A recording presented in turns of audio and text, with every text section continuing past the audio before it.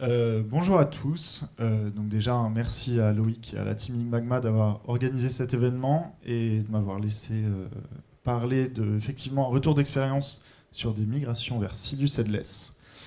Tout d'abord, j'aimerais commencer à ce que vous pensiez à un site e-commerce. Dans votre tête, quand vous pensez à un site e-commerce, en fait, qu'est-ce qui vient premièrement dans votre esprit? Moi, en fait, je pense souvent à une marque souvent de prêt-à-porter et les quatre features principales du site sont une homepage où on peut voir certains produits mis en avant, des promotions. On a aussi une page avec la liste de produits, avec une search bar, certaines catégories de nos produits. On a aussi la page de description d'un produit. On peut voir son titre, son prix, ses différentes options. Et un bouton qui nous permet de l'ajouter à notre panier. Et donc, au final, la dernière feature principale d'un site e-commerce, le panier, où on peut voir les différents produits qui sont dedans et passer au paiement. Mais tous les sites e-commerce ne se résument pas à ces quatre fonctionnalités et à un simple catalogue et un ajout dans le panier et un achat. On a des sites e-commerce qui ont des features bien plus spécifiques. On a par exemple le cas de HelloFresh, qui est un service de livraison de recettes à domicile et qui donc a sa feature d'abonnement, qui est en fait la feature principale de leur métier. Et on a également l'exemple d'eBay, qui lui a donc sa feature d'enchère et pour pouvoir enchérir sur certains produits avant l'achat concret. Donc pour ce cas de site avec des spécificités métiers et des features assez complexes, il y a une vraie question de l'architecture qu'on doit mettre en place et de la solution qu'on doit utiliser pour les créer. Et je vais me présenter, donc je suis Charles Duvigneau, je suis tech lead chez Théodo. Et en fait, depuis que je suis chez Théodo, j'ai travaillé sur deux gros sujets qui utilisent Silius. Le premier, c'est une migration pour un client qui avait en fait 3 sites de livraison de repas à domicile. Et on a migré un de ces sites-là de Magento à Silius. Et une autre grosse migration qui était en fait sur un service très basé pour la finance qui s'appelait Codix, je ne sais pas si ça parle à quelqu'un. Et donc on a migré ce site aussi vers Silius. Et en fait ce client avait aussi une feature d'enchère. Et donc on a dû migrer aussi sur Silius.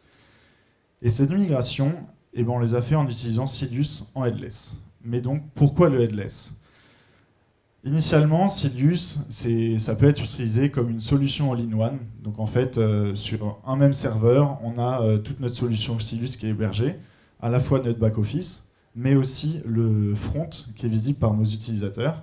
Et on a une architecture MVC assez classique, avec donc notre ORM qui communique avec notre base de données, nos contrôleurs qui vont chercher les données, et ensuite les rendre sur des templates Twig, et donc qui seront des vues... et sont les vues visibles par nos utilisateurs et nos clients. Mais Silius, ça a aussi une API basée sur API Platform et ça peut donc être utilisé en headless. Le headless, c'est quoi ? C'est en fait, on va séparer notre back-office et notre front-end sur 2 serveurs différents. Donc on va garder notre ORM et nos contrôleurs pour le back-office et sur un autre serveur, on va héberger notre site en front-end, notre site front-end et les 2 serveurs vont communiquer par des calls API. Alors pourquoi on a choisi headless ? Premièrement, ça offre une certaine flexibilité dans le langage qu'on va utiliser pour notre front-end. Donc on peut utiliser à la fois de l'Angular, ou du Next.js, du Nuxt, ou encore du Svelte. Pour le coup, nous, nos 2 migrations, on les a faites en utilisant Next.js. Et l'utilisation de ces différents langages permet d'avoir une super UX et une très bonne interactivité sur notre front-end. Et il faut le dire, je préfère plutôt utiliser React que jQuery pour de l'interactivité sur mon front.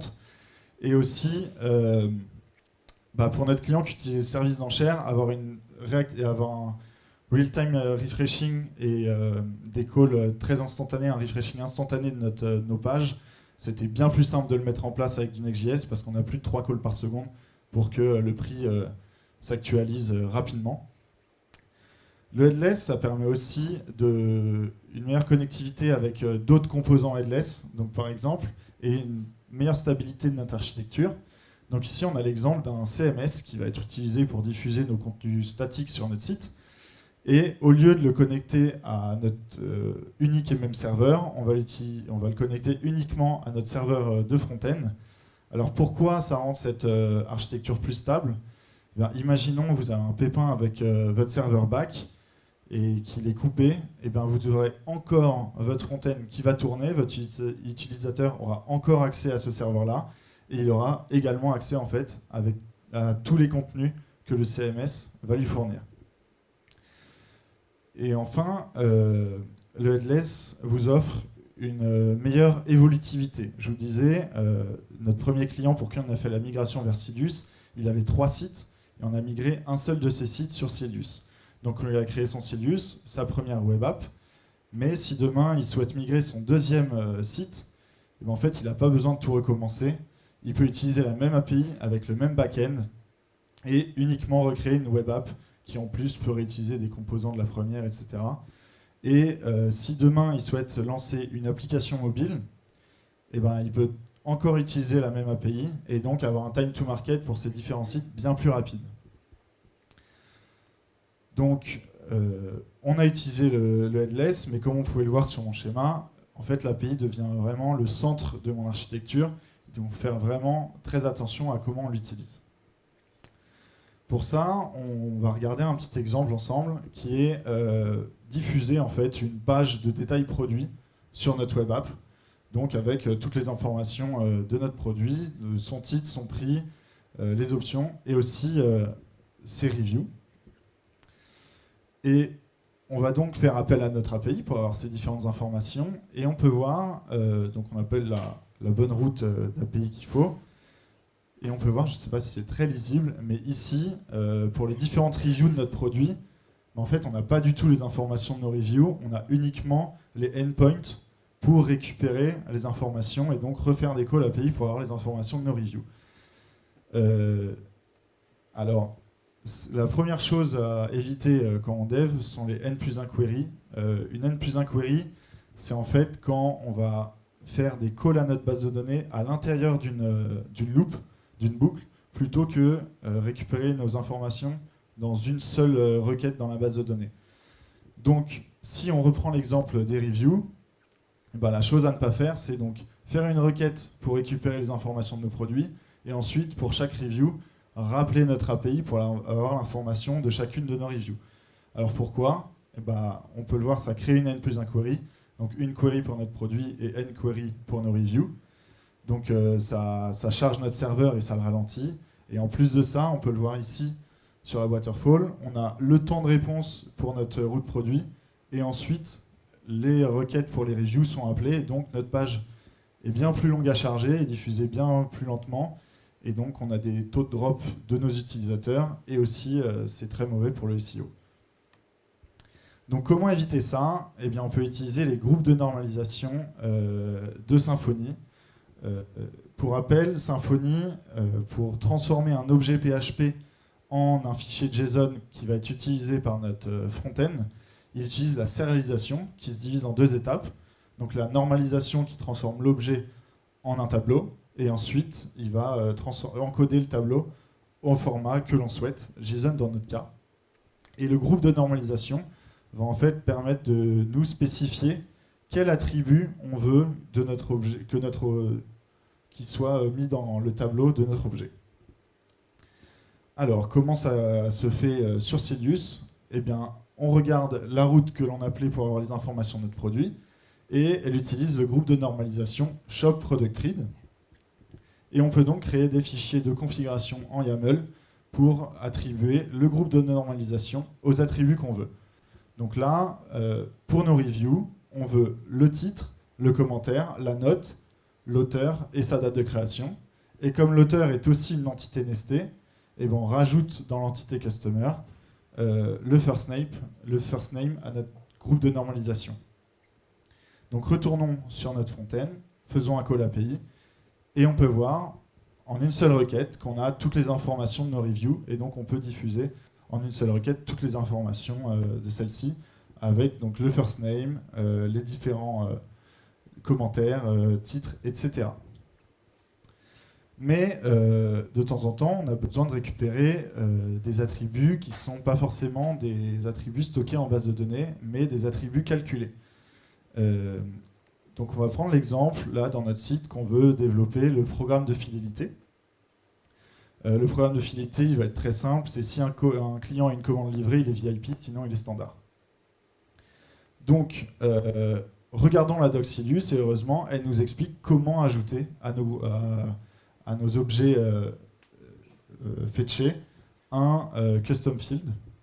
Donc si on regarde, en fait, il nous explique qu'il faut créer un nouveau normalizer, donc pour notre customer, et ensuite, une fois notre objet normalisé, on va lui ajouter l'attribut que l'on souhaite ajouter à notre tour d'API.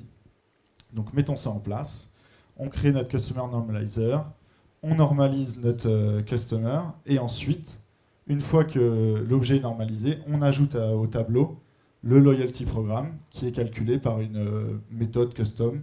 Donc comme je vous ai expliqué, on regarde si notre utilisateur a une commande livrée ou non. Si oui, c'est un VIP, sinon, il est standard. Donc, faisons un test sur la route qui récupère les informations de notre utilisateur. Et on peut voir effectivement ici, pour le Customer d'ID 1, on a bien un programme de fidélité qui est standard en retour d'API. Donc ça, c'est super. Mais si on revient sur notre page produit et qu'on regarde ce que notre API nous renvoie, on constate qu'en fait, que pour tous les auteurs de nos reviews, on a l'information du programme de fidélité. Donc là, vous me direz que ce n'est pas tant un problème que ça, mais en fait, il peut y avoir des attributs calculés qui sont des données confidentielles ou autres. Et là, en fait, on vient de créer du coup une faille de sécurité dans notre application. Parce qu'en fait, tous les utilisateurs qui voient une page produit peuvent avoir des informations confidentielles sur divers utilisateurs. Et en plus de ça, pour calculer notre programme de fidélité, on a vu qu'on faisait une requête à notre base de données. Donc en fait, caché, même si on fait qu'une seule requête depuis le front-end, caché, il y a 3 autres requêtes supplémentaires, 3 requêtes parce que 3 reviews. Et donc en fait, on vient de recréer une N+1 query. Et donc, on crée des problèmes de performance sur notre application. Alors comment pallier à ce problème ?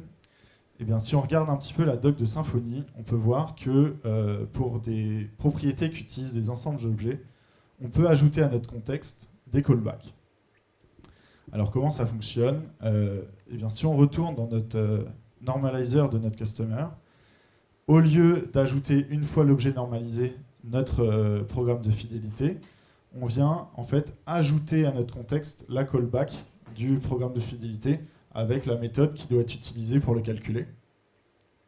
Et donc, ensuite, on peut spécifier donc à notre attribut, programme de fidélité, quel groupe de normalisation et pour quel groupe de normalisation ce champ-là doit être calculé.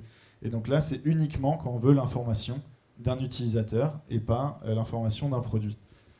Et donc, si on revient sur notre retour d'API pour notre page produit, on constate qu'on n'a plus que les prénoms de nos auteurs de review et plus du tout leur programme de fidélité. Alors, et donc, voilà. Donc, ce qu'il y a à retenir pour ces groupes de normalisation, c'est qu'il faut toujours éviter les N+1 query quand on développe. Et du coup, les groupes de normalisation sont vos meilleurs amis. J'ai d'ailleurs la conviction qu'un groupe de normalisation par route est une bonne pratique. On peut le voir d'ailleurs dans la version 1.13 de Silus, où il y a eu des nouveaux groupes de normalisation qui ont été créés.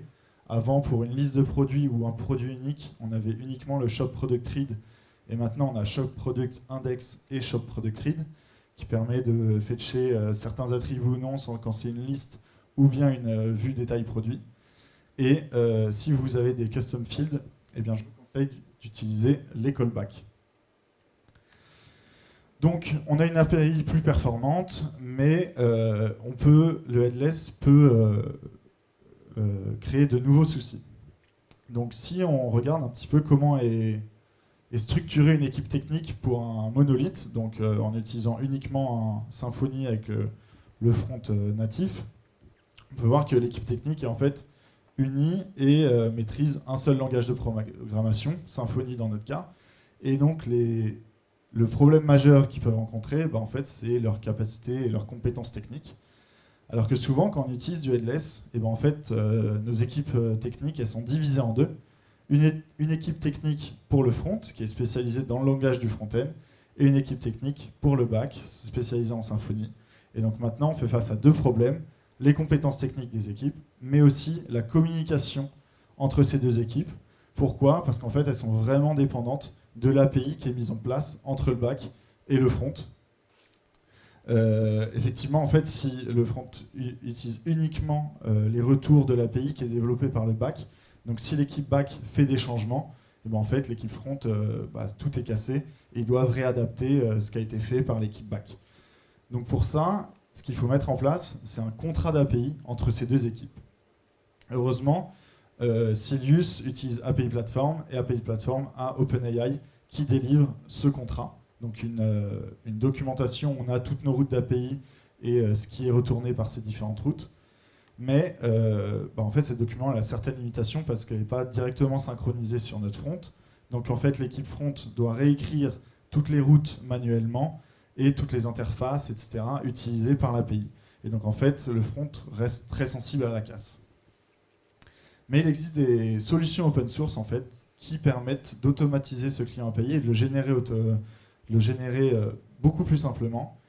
Et nous, ce qu'on a retenu, c'est la solution Orval, donc qui est une solution open source qui en fait va lire le document JSON ou YAML que nous délivre OpenAPI. Et ensuite, dans notre front-end, va réécrire tout le client API en TypeScript et donc va nous donner tous les types des retours de nos routes API, etc. Et en plus, c'est génial, c'est super simple à installer. Donc là, j'ai mis une commande PHP pour Silius parce qu'en 1.12, il y a quelques fixes à faire pour utiliser simplement Orval. Je ne sais pas si en 1.13 ça a été fixé ou non, et j'espère avoir le temps d'ouvrir une PR sur Silius pour réparer ça. Mais sinon, en une simple ligne de commande, on peut générer notre fichier JSON de notre API, de la documentation de notre API. Et ensuite, côté front-end, on installe Orval avec le package manager que l'on souhaite. Et en une ligne de commande, on peut générer notre client API. Et ça, comment ça se matérialise dans notre code ? On peut voir qu'on a un fichier par entité qui est créé. Donc là, on a l'exemple du customer, où on a donc la route de notre customer getCustomerItem, qui est associée à son interface, où on retrouve le loyalty programme qu'on a ajouté de manière custom à notre contexte. Et si on prend notre route du produit, on peut voir ici qu'on a des reviews, qui est un tableau d'une interface Product Review Shop Product Read, qui elle-même donc a les auteurs, les commentaires, les ratings, et son auteur, c'est une interface aussi custom qui a uniquement le first name, comme on a développé côté back. Donc c'est super, on a notre équipe back, notre équipe front qui sont contentes, qui communiquent bien entre elles, en plus l'API est bonne, mais le headless, je vous ai dit plutôt que c'était très bon pour le time to market, mais quand on veut délivrer le premier site, en fait on est obligé de repartir from scratch, et donc finalement ça peut être beaucoup plus long à développer et à migrer. Mais heureusement, on a des storefronts qui existent. Alors les storefronts, c'est quoi ? C'est comme des frameworks back-end e-commerce, mais pour des web apps. Donc on a déjà des composants qui existent et des logiques e-commerce qui sont déjà développées. On a l'exemple de Vue Storefront, mais qui a été racheté, qui devient Arkeola. Alokai, pardon, excusez-moi. Et donc qui a été développé par Pitbag. Et on a aussi Vercel qui a sorti un storefront qui s'appelle Next.js Commerce. Et mes équipes et moi avons fait un fork de ce projet pour pouvoir l'utiliser avec Silius. Donc maintenant, on peut simplement développer un site en Next.js Commerce en utilisant Silius et l'API Silius. Donc pour développer ça, en fait, pour la V1, et en fait c'était surtout un POC qu'on a créé, on voulait vraiment uniquement créer la connexion entre ces deux solutions. Donc pour ça, on voulait vraiment le moins de modifications possible côté Silius pour installer plus rapidement, et aussi modifier le moins possible les hooks déjà présents, les hooks React déjà présents côté Next.js Commerce. Et donc le gros boulot, en fait, c'était du coup d'identifier quelle route API Silius doit-on appeler pour les différents hooks React sur notre application front. Et ensuite, ce qu'il fallait, du coup, c'était serialiser correctement nos objets PHP Silius et ensuite déserialiser correctement ce que nous renvoyait Silius pour matcher avec nos interfaces imposées par Next.js Commerce. Donc comment on a fait tout ça? Eh bien, côté back, on a utilisé les groupes de normalisation et côté front-end, en fait, on a créé des méthodes utils pour modifier les JSON et matcher correctement avec les interfaces Next.js. Maintenant, comment on utilise ce storefront? Comment on l'installe? Il suffit d'installer un Silius, de mettre à jour vos groupes de normalisation. C'est à peu près 5 fichiers YAML à écrire dans votre Silius. Et ensuite, il suffit de cloner le repo de Silext et d'identifier votre endpoint d'API de votre Silius dans votre .env et votre projet tourne. J'ai d'ailleurs lancé la démo en local. Hop. Et donc vous avez ici un Silext du coup qui tourne, un front-end en Next.js Commerce qui tourne avec les données fixtures d'un Silius, avec donc une homepage avec différents produits qui sont diffusés, une page de liste produits avec du coup tous nos produits, les différentes catégories, et hop, une page détail produit avec les différentes options, etc. Et aussi un panier fonctionnel. Alors le checkout n'est pas fonctionnel parce que je n'ai pas connecté de solution de paiement, etc. Mais donc tout ça, en fait, c'est déjà développé en simple repo en simple clone d'un repo. Vous avez déjà un front-end comme ça en Next.js connecté à votre Silius. Je voulais... il fonctionne qu'avec la 1.12. J'espérais avoir le temps de sortir la connexion avec la 1.13 pour aujourd'hui. Malheureusement, j'ai eu un go live il y a 2 semaines, donc mon temps était plus consacré à la résolution de bugs qu'à la connexion 1.13. Mais j'espère la sortir très prochainement. Merci à tous pour votre attention.